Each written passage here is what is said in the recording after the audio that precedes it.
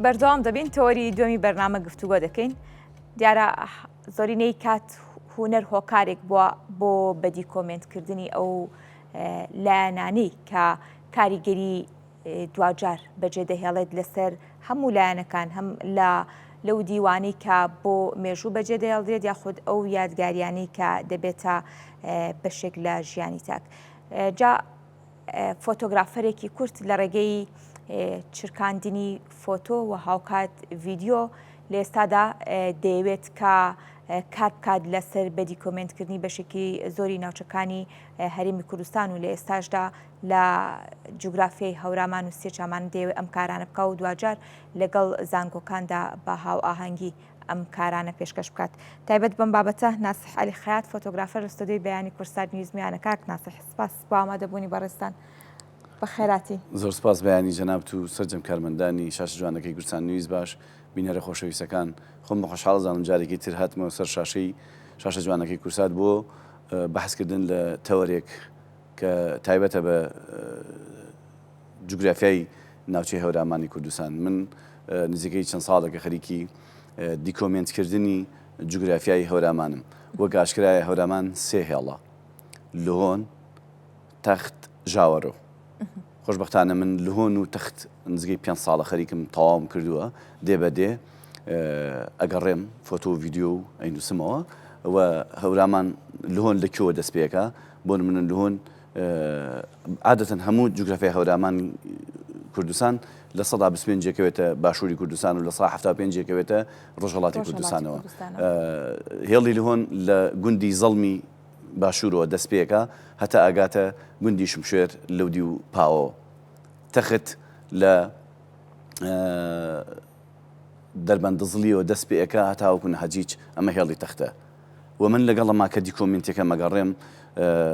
لە هەموو سێکتەرەکانی ژیانیەوە من دیکۆمنتێکم. بۆ نمونە لهۆن گەڕاوم، تەخت گەڕاوم، ژاوەرۆش گەڕاوم. ئەم ساڵیش خەریکی دیکۆمنتکردنی گوندەکانی هێڵی ژاوەرۆ بووم. ژاوەرۆ لە قەڵاجیەوە دەست پێگە هەتا پاڵنگان گەرمەسێری هەورامان. عادەتەن گوندەکانی ژاوەرۆ ناوچەی ژاوەری هەورامان زۆربیان گەرمەسێرن لە چاو ناوچەکانی تری هەورامانە. تەنها دوو گوندی نەبێ تەنگی سەر و شیان، ئەو دوو گوندە کە کوێسانترین گوندەکانی ناوچەی ژاوەرۆن. لەگەڵ ئەما کە من ئەگەڕێم لەوێ وەکو عەرزم کردی هەموو سێکتەرەکانی ژیانی ناوچەی هەورامان لەوێ تەختیەکەم. لەگەڵ ئەمەشە من خەریکی دیکۆمنتکردنی سیاچەمانم، چون سیاچەمانە یەکێکە لەو بەزمە خۆشان و لەو گۆرانی و هونەرە جوانانەی کە لە ناوچەی هەورامانە بوونی هەیە.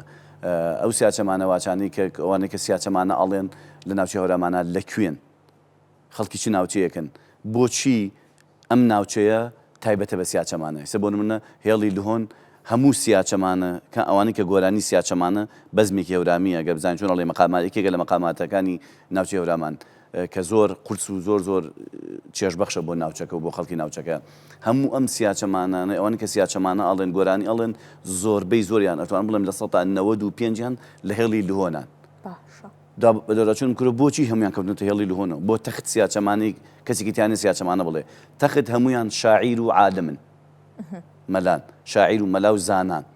هێڵی تەخت ینی هەموو تەخت بگەڕێ سیاچەمانە کەسێکی تیانێ سیاچەمانە بڵێ ئێستا وردەوە لە خەڵکی خۆیان ئەچین لەو مەدرسانی سیاچەمانە خوێنەکەن. ژاوەرۆ هەمویان زەحمەت کێشن، دەوڵەمەند و زەحمەت کێشن، ینی هەموو ژاوەرۆ بگەڕێ شاعیرێکی گەورەی تیانێ ناودار، سیاچەمانە بێژێکی ناوداری تیانی هەتیانین سیاچەمانە بێژ هەمووی لە لهۆنایە. بۆچی لە لهۆنایە؟ بەدەوڵەچوونم بۆ کردووە گەڕاوم لهۆن هێڵی لهۆن زۆربەیشان چەپن، ینی لە ڕووی دینیۆ لایانی چەپیانەیە. بەداچون ئەمە بۆ بەداچون کرد و دۆ دێ بەدێ پیاوە پیرەکانیان کەسە بەتەمەنەکانیان ئەو مێژوانی لەو ناوچە هەیە گەڕاوم بە خاتری کاکەیەکان و کاکەیەکان کە تەمان لە فەتحی ئیسلامە ئاوارە بوون ڕۆشتون چونتە ئەو شاخانە بەر هێڵی لهۆن کەوتون کە چونتە هێڵی لهۆن وەک شارەزایشن ئێستا قیبلەی کاکەیەکان شوێنە پیرۆستترین شوێنی کاکەی مەرقەدی کاکەیەکان لە هێڵی لهۆنایە نزیک پاوەیە لە بینی نۆچە و پاوایە لەوێ بوونی هەیە. تەسیری کاکەیەکان زۆر هەبوو لەسەر لهۆنیەکان کە هەم چەبن وەزائیدەن هەمووشان گۆرانی بێژ بن و سیاچەمانە بڵێن. باشە کاک ناسەح هەڵبەتە لەم بەدواداچوون و بەدی کۆمنتکردنە ئامانجی سەرکی دێت چۆن بێ تۆ کارەکەت با بڵێن پیشەکەت ئەوەی کە کاک ناسحی پێ ناسراوە حەزکردن لە وێنەگرتن و فۆتۆگرافی و ئەم بەدواداچوونە وردە بکەیت لەم هەستکردنێک بۆ بەرپرسیارەتی من خۆم ئەسڵ خەڵکی هەورامان تەختم جدم خەڵکی هەورامان تەختە بەڵێ ئێستا هاوڵاتێکی پارێزگای خەڵەبجەم و دانیشتوی شاری سلێمانیم بەڵام بە جدم ئەسڵ گەڵتۆ بۆ هەورامان تەخت هەموو ئامۆزا و مام و خاڵ و کەس و کارەکانی باوکم هەمویان لەسەر لە بوونیانێ لە هەورامان تەختە و ئێمە وەکو تایفەی شەریفی لە هەورامان تەخت خاوەنی گەورەترین سەکۆین لە نێو پەرلەمانەکەی هەورامانە من وەکو فۆتۆگرافەرێکە گەڕام بە ناوچەی هەورامانە گەڕام بە ناو مێژووەکانی و کتێبخانەکانی دنیا بەحسێکم نەدی لەسەر جوگرافیای هەورامان بەحسێکم نەدی لەسەر ئەدەب و هونەر و کاڵچەرە کوردیەکانی هەورامان چون بەڕاستی هەورامان و خەڵکەکەی زەحمەتێکی زۆرە چێشن بۆ هێشتنەوەی ئەو کاڵچەرە کوردیانە ئەو کولتور و کەلەپورە جوانە کوردیەی کە لە ناوچەکە بوونی هەیە هەمووی بەعام لە مناڵێک و تاوکردنە پیاوێکی پیر زەحمەتێکی زۆرە چێشن بۆ ئەوەی ئەو کاڵچەرە کوردیە و ئەو نەریتە کوردیانەوەکو خۆی بمێنێتەوە ئەلم گەڕانانەما بۆ وێنەگرتن و بۆ کاری هونەری فۆتۆ هەستم بۆ بەرپرسیارەتێک کە ضرورە کەسێک گەڵسێ بە دیکۆمنتکردنی جوگرافیای هەورامان و کاڵچەرە کوردیەکان و شوێنە تاریخی و سیاحەکانی هەورامان بکرێ بە کوراسێک بگرێ بە بەحسێک کە بۆ تێستی دکتۆرا لە زانکۆکانی سەلاحەدین و سلێمانی و زانکۆکانی کوردستان و دنیای دەرەوەش کە ئەمە سوودی لێوە بگیرێ بۆ تێستی دکتۆرا بۆ دکتۆراکانمان بۆ ئەوانی کە ئەخوێنن لە بواری هونەری کوردیە لە ڕووی سیاچەمان و هونەریەکانی کوردیەوە ئەوانەیە خوێنن بۆ لە جوگرافیا خوێنن ئەمە تێستێکی باش ئەبێت بۆ هەموو ئەو کەسانی کە یانێ لەو بوارە دکتۆرا بەدەستبێنن من بە حەول و قووەتی خوا ئینشاءڵڵا ئەو کراسیە تەواوەکەم ئەو بەحسە تەواوەکەم ئەگەێنم بە کۆتایی و یکەم بە تێستێکی جوانی پاک و تەمیز لە زانکۆکانە کە تێستی لەسەر بکرێت ئەم هەمانگە لەگەڵ زانکۆکان چۆن دروست دەکەیت بۆ ئەوەی کە ئەم بەحسە ئەم توێژینەوەیە لە ناو کتێبخانەکان لە ناو زانکۆکان هەبێت من ئیشەکەم کە تەواو کرد تەمان ئیشەکەم کە تەواو کرد هەمووی گەشتمە نیهایی من ئیشەکەم تایبەت نەکردو بە یەک زانکۆ بە یەک کتێبخانە ئەمە شتەکە گشتگیر بێت تەواوم کردو کردم بە کتێبێک و کردم بە کوراسەیەک ئەو کاتە من خۆم پێشکەشی هەموو زانکۆکانیەکەم و دڵنیاشم ئیشە من کردومە زەحمەتە زانکۆکانی سلێمانی و سەلاحەدین و کوردستان و کتێبخانەکان و ئەدەبنووسەکانی تریش بتوانن بە 30 ساڵی کە ئەم ئیشە بکەن چونکە من خۆم بە عشقەوە میشەم کردووە بە خۆشەویستی میشەم کردووە وەزائیدەن خۆشم شارەزام لە بوارەکە گەڕاوم دێ بە دێ یعنی ناوچە بە ناوچە شوێنی تاریخیەکان سیاحیەکان شاخەکان هەتا مزگەوتەکان هەتا مەکتەبەکان و ئەو کاڵچەرە کوردیانەی کە لە ناوچەکە هەن بۆ نمونە ئاشە کۆنەکان بۆ نمونە ئاسنگەرەکان بۆ نمونە دارتاشەکان بۆ نمونە ئەوانەی کە فەرەنجی دروستەکەن هەموو ئەمانم دیکۆمنت کردو باس یەکەم لە ناو تێستەکە باس یەکەم لە ناو کوراسەکە کە بە تفاسیلی ئەچمە ناو قوڵایی هەورامان و ژیانی هەورامیەکانەوە باشە دڵنیاشم ئەمە ئەبێتە تێستێکی زۆر باش بۆ تێستێکی دکتۆراکە لە بخوێنێت لە نێو زانکۆکان دەستخۆش باست لەوە کرد کە پێشتر زۆر گەڕاوی لە کتێبخانەکاندا نەتوانیوە توێژنەوەیە کرد لەسەر هەورامان و بەشێکی دیکەی با بڵێن هەم لە ڕۆژهەڵات و هەم ناوچەکانی دیکە دەست بکەوێت هەندێک کاتێک کە دەست بۆ توێژینەوەیەک دەبێت کار لەسەر توێژینەوەیەک دەکەیت پشت بەستوو دەبیت بەسەر چاوەی دیکە ئەمە کارەکەی بۆ تۆ سەخت نەکردووە زۆر سەختی کردووە هەتا من بۆ سوچێک لە شارێک لە ناوچەکە بۆ من هەورامان تەخت من زۆر گەڕاوم لێرە چوومە ئەرمەنستان بە شوێن سەرچاوەیەکی بچووکە کە باز لەوە کات کە هەورامان پێشتر ئاگرپەرست بوون هۆکارەکەی چی بوو ئاگرپەرستن ئەمە لە کتێبێکە لە کتێبخانی بابەتیاری هەمەدانی لە هەمەدان بوونی هەبوو ئەوە زۆر منی نیگەران کرد سیرم کرد ئەو مۆزوع چییە چوومە بەدەچوونم بۆ کرد ئەمە چی بوو نەقاشێکی ئەرمەنستانی هاتووتە ناوچەی هەورامان تابلۆیەکی دروست کردووە لە شەوە هەموو ماڵێک لە بەردەم ماڵەکەیە ئاگرێکی هەبووە ئەمە نەقاشێک ئەم تابلۆی دروست کردووە کە تۆ دەست نووسەرێک کە تۆ دەست هونەرمەندێک لە ئێرانە ئەویش بە زەمیری خۆی بە وجدانی خۆی نووسێتی ئەم ناوچەیە ئاگرپەرست بوون من بەدەچوونم بۆ کردووە چووم بە شوێن ئەم تابلۆ ئەم تابلۆی کێ دروستی کردووە دەسەرێتی کە دروست کاربار مسەر چون بۆ ئەرمەنستان لەوێ خاوەنددارەتی تابلۆکەم دۆزیێتەوە تەمان خۆی نەماوە دە پشتیشی نەما بەڵام مێژوویەک هەیە لەوێ کە بازەوەکە ئەم تابلۆیە بۆچی هەر ماڵی ئاگری لە بەردە ماڵگە ئەم نەقاشی کردووە لە کتێبەکەی خۆیان لە کوراسەکەی خۆیان باسی کردو ئەڵێ شەوان عادەتەن شێوە کار و فۆتۆگرافر حەزەکەن فۆتۆی شوێنێکەکردن کە خانۆکان بەسەرێک و چرا و چراخانە حەزەکەن بە شەو بیگرن بە کاری شەتەرچلۆی فۆتۆگرافەر نەقاشیش حەزەکان لە شەوە ئەو ڕووناکی و تاریکێ بکێشێتەوە ئەمیش زۆر هەوڵیاوچۆ لە بەردەمبەر هەورمان ئەو سەردەمە کارەبا نەبووە ئەمانیش بۆنی زۆر هیلاکە بن بە ڕۆژە هەر شەو ئێوارە خەوتون چران کوژانوتەوە ئەمیش فریان نەکەوتووە سکێچەکە بکێشێت تا دوای ئیشی لەسەرکە وتێتی بە خەڵکی هەورامان کاکە وەرن هەر ماڵێ لە بەردە ماڵ خۆیانە ئاگرێ بکەن من نەقاشێکم لە ئەرمەنستانەتم بە فریاکەم 2 ساعات ئاگر هەبێ لە بەردە ماڵەکانە من سکێچی شارەکە گوندەکە بکەم چیان کردو داریان ئەڵێ دارم بەکارێ ناوە دارەکە تا چوومەتەوە بەرامبەر هەورامان دوورە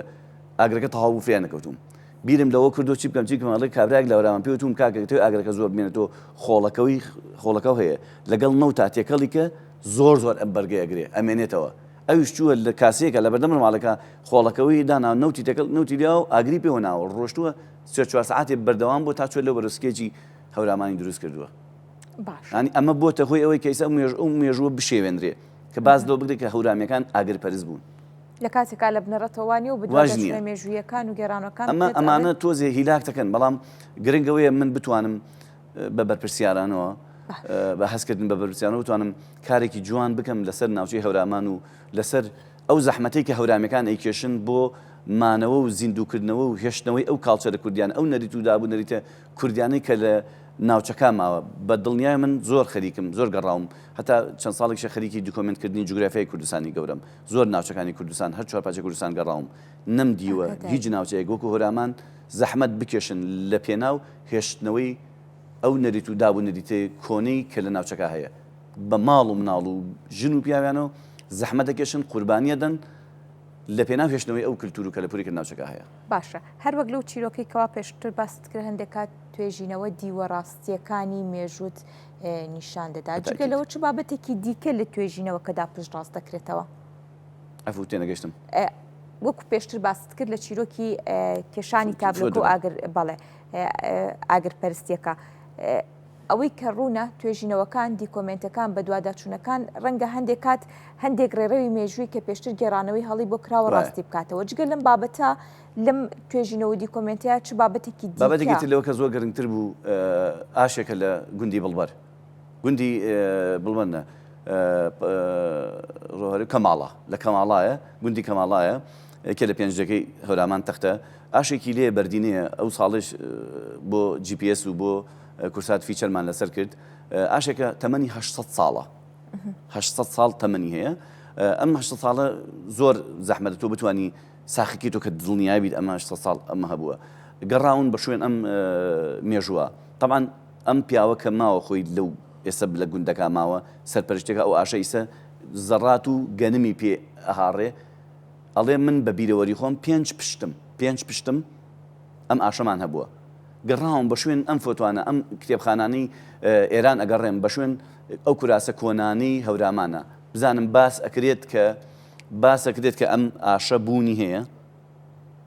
یەکێک لە کتێبەکان کە هەند لە شاری هەرسین کە هەرسین من هەر لێرەوە ئەمەوێ بە هەموو ئەو مێژوو نووسانە بڵێم ئەو ڕۆژنامە نووسانە بڵێم ئەگەریانەوێت لەسەر مێژووی کورد زانیاری دقیق و دروستیان دەستکەوێت بڕۆنە شاری هەرسینێکێکە لەو شوێنانەی کە زۆر گرنگیەدەن بە مێژوو لەوێ کتێبێکم بینی تاریخەکەی 600 ساڵ بەڕۆژووترە مجموعەی فۆتۆی ناوچەی هەورامانی تایە لە ناو فۆتۆکانی هەورامانە پیاوێکی پیرپشانەیە ئاشەکە بەبەرد ئەیهاڕێ دوای ئەوە دێت فۆتۆی پیشانەیە ئاشەکە بە ئاو ئیشەکە ئەمە دلیل لەبوو ئەوەی کە هەورامان ڕاستە ئەم ئاشەی کە لە هەورامان و لە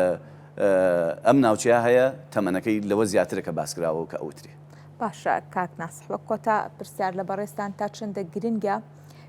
کە بۆ نمونە کەسانی وەک بەڕێستان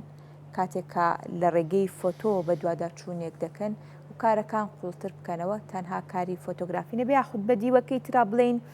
وێنە دیوێکی دیکەی ڕاستیەکانی ڕووداوەکان بن. بەتاکید منە میشەوتومە هونەری فۆتۆم بۆی هەڵبژاردووە یەکە لەو هونەرانی کە وشکردنی ساتە کە بە زیندوی بۆ هەتایە ئەمێنێتەوە زمانی هەموو نەتەوەیەکیشە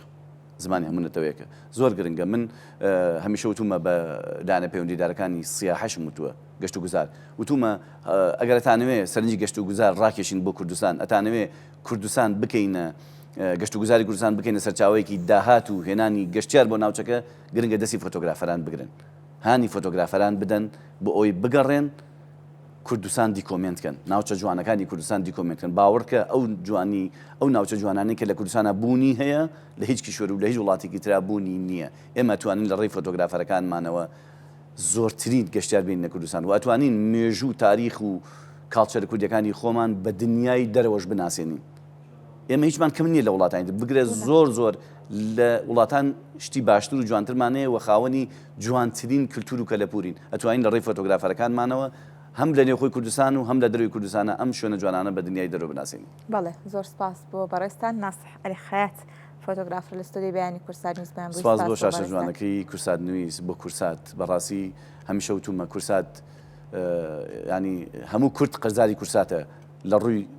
کللتور و کەلەپورەوە توانێتی خزمەتێکی گەورە بکات ئەتوانم بڵێم سەرچاوەیەکی گەورەیە بۆ هەموو ئەو کەسانە کە ئەیانەوێ ئیش لەسەر کللتور و کەلەپور بکەن خزمەتی گەورەتان کوورە دەستخۆشیتان لێکم من بەش بە حاڵی خۆم شانازیەکەم کە لەم شاشۆ دەرەکەم. سپاس بۆ بەڕێستان هەر دروشمەکەی کورساتیش کەماڵی هەمووانە هەمیشە ڕنگدانەوەی ئەوەیە کە هەموو تاکێکی کورد بتوانێت بۆ کەلتور و کەلەپور و ئەو بابەتانی کە لە شاشەی کورسات نیوزەوە